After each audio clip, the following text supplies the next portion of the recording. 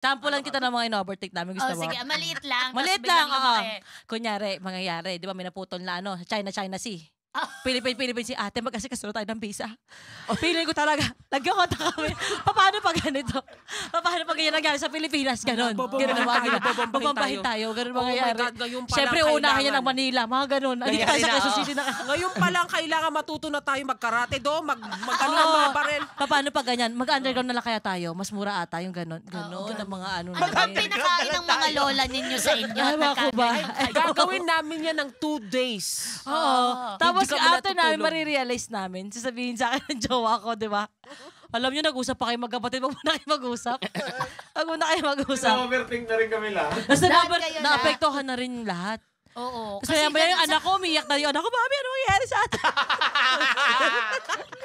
Grabe yung Toro Pam. Ganun ang problema ng isa, problema ng lahat sa Toro Pam. Yes, na-apektuhan.